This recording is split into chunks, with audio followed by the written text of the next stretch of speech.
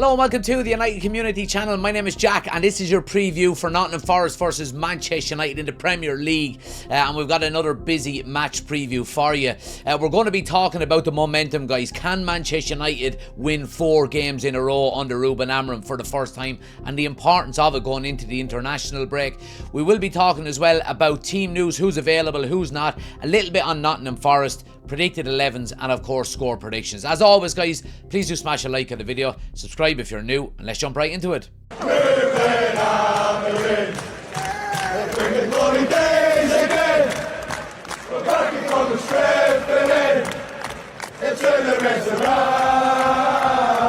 So thanks for tuning in as always, guys. Of course, we're going to start with Manchester United's momentum at the moment. And look, as we know, 3 games in a row now, Manchester United have won. And obviously that's the first time under Ruben Amorim that we've done that. Look, Amorim's system at the moment, the structure, the energy, it's starting to look a little bit like a Manchester United side again, and it's absolutely fantastic to see. It really is, because we've waited so long really for it, haven't we? Now look, I mean, since the start of August, you know, I mean, before that it was shaky. We had a shaky start. It was a little bit inconsistent, and I think now over the last, obviously, 3 games, we've looked a lot more balanced. You can see the players are starting to understand the role a little bit more as well, which is great to see. And Ruben Amorim spoke an awful lot about that, didn't he, in his, you know, in a lot of the press conferences and stuff like that.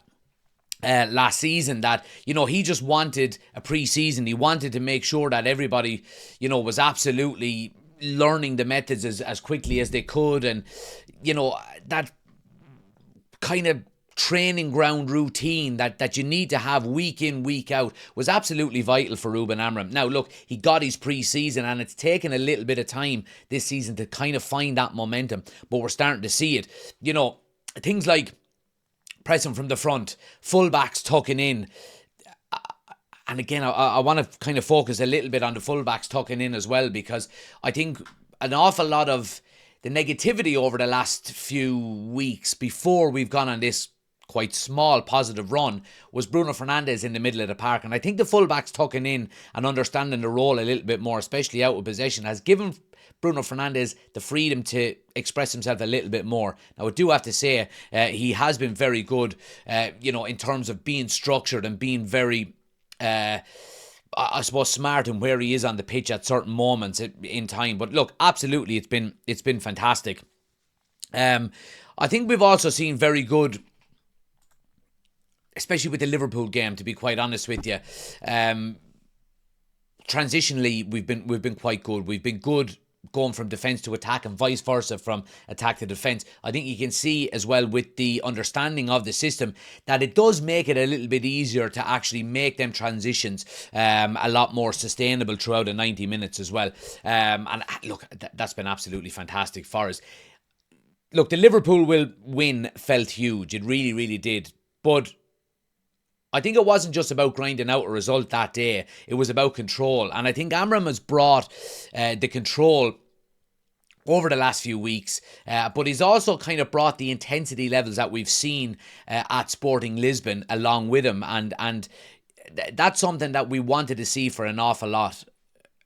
You know, last season it was all over the place, really. You know what I mean? Those kind of compact triangles that we see in the middle of the park, the quick transitions, the positional discipline, it's starting to suit the players that we've got there at the moment. You know what I mean? Bruno Fernandes is starting to do it more in midfield, and Mbeumo and Cunha further forward. When Mount plays, he does it very well. And of course, we mentioned the wing backs starting to learn it a little bit more. It's absolutely fantastic. And as well, guys, the fans can feel it. You know, you can feel it in the ground.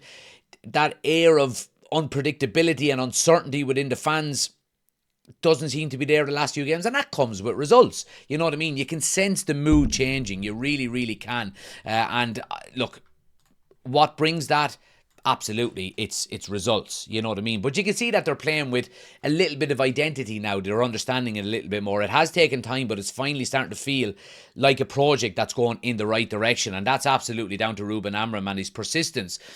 The one thing I would say as well is we have got a little bit of depth within the squad now as well, and we'll get on to team news in a moment, but we're starting to see a little bit of depth. You know, we're starting to see, you know, the likes of Cunha being left out, not last week, the week before. Mount played instead of him. We've got a little bit of rotation in the back three as well, which is great to see. The wing backs are being rotated. The one area we're not seeing it in is the two number 6 positions, and I think that's down to maybe the performance levels being so good. So it's absolutely fantastic to see. It really is. Now look, 3 wins in a row. We're by no means the finished article, but I think it has the feeling of the start of something. And look, Forest being up next gives us a great opportunity to go on and make 3 wins in a row turn into 4 wins in a row. Now guys, let's talk about team news. First and foremost, it's absolutely fantastic to see. We got the images of it yesterday. Lisandro Martinez is back in full training with the squad. Now Ruben Amorim did say in his press conference he will not be available for this game. Lisandro Martinez wants to play and he wants to be involved, but Amorim has said no. Take your time, relax. And I think that's very important because he's going to be an absolutely vital player for us throughout the remainder of this season once he is back to full fitness. And it's more than that, it's about not having him get re-injured. And I think he was rushed back before with his previous injury, and, you know, he's had a few injuries now. It's very, very important that you take your time with him. And look, players will want to start and want to play. Absolutely they will. But you know, saner heads have to prevail and smarter decisions have to be made, and Ruben Amorim is making that with him in terms of keeping him out. Now, Harry Maguire, guys, on the other hand, he does look doubtful for this game. Ruben Amorim did say in his press conference that Harry Maguire's situation is still touch and go. He's been nursing a knock and will face a late fitness test. Apart from that, though, guys, the squad does look like it's got a full complement of players, and it's great to see. It wasn't an awful long time ago where we were looking at an injury crisis under Erik ten Hag a couple of seasons ago, and we couldn't keep players fit. And now, you know, there was an awful lot of emphasis put on the medical side of things in the past few months and, you know, the past maybe 18 months, 2 years and so on. I think we're seeing the reward of that now. You've got to have depth in your squad regardless. And, you know, the likes of Aidan Heaven coming on last week, getting some minutes is great to see. Albeit, look, I do think we do lack maybe quality in depth, but you know, and we seen that last week when Ruben Amorim made the changes. We were 3-0 up and all of a sudden the changes were made and you can see a little bit of doubt creeping in. But nonetheless, there is depth within the squad and there is good quality in there as well. So it is absolutely great to see that we do have, you know, a full complement of players there besides the likes of Harry Maguire. Now, guys, we're going to talk a little bit about Nottingham Forest because, look, they do pose a threat. It's got to be said. They really, really do pose a threat. And when you've got the likes of Sean Dyche coming in, we know what we're going to get from Nottingham Forest on the weekend. You're going to get Sean Dyche football. Now, look, Sean Dyche football historically has been, you know, compact, old school, disciplined, you know, keeping their shape, and we'll have to fight for every single ball. It's got to be said. Now, you do have to take into account now as well with Nottingham Forest, it's a bit of chaos there at the moment. Dyche has gone in, he's the third manager of the season. Now, historically in the Premier League, 3 managers in one season has meant relegation. You know, it's happened pretty much every team that has done it.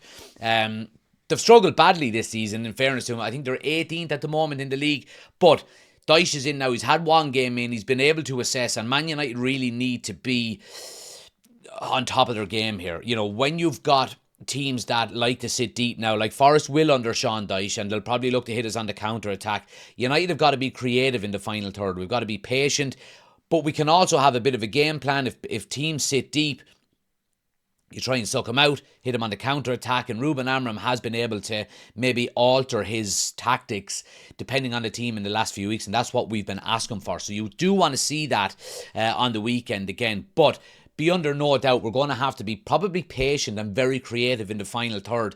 If Nottingham Forest are going to sit deep and play a low block, you know, we've got to be able to break that down.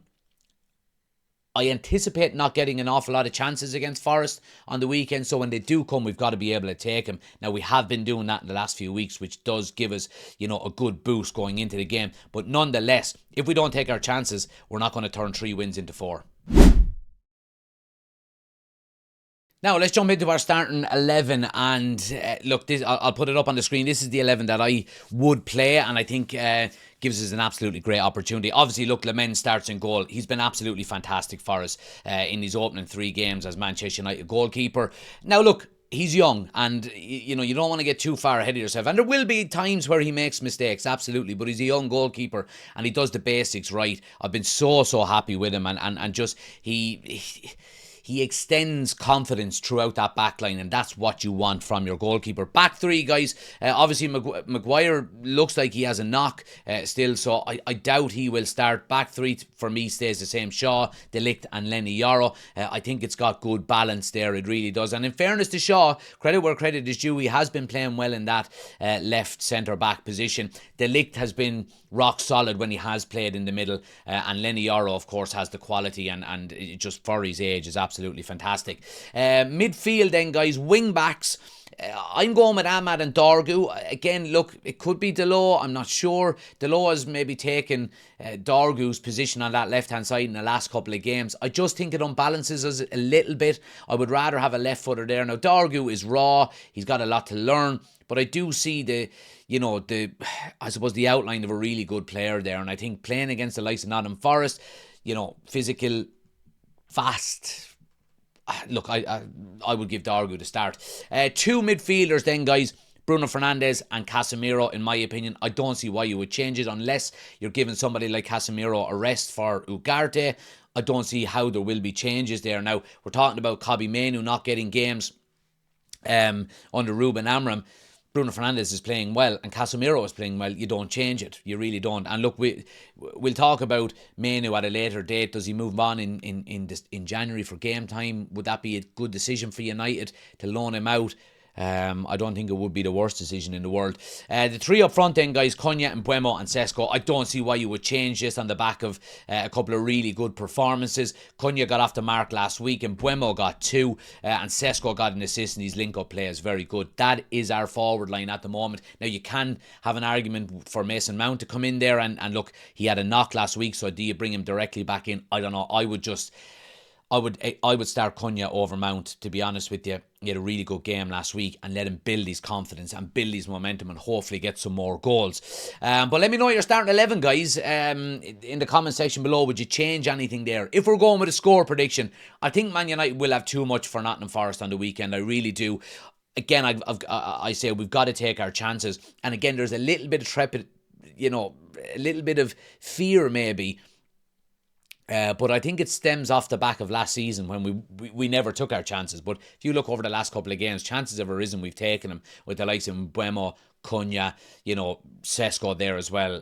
Look, I do think we will take our chances when they fall tomorrow. Score prediction, I'm going with a 3-1 win to Manchester United. I think it's going to be 4 on the bounce, going into the international break with an absolute bucket load of positivity. Let me know your score predictions in the comment section below, guys. Please do smash a like on the video, subscribe if you're new, and I'll see you on the next one.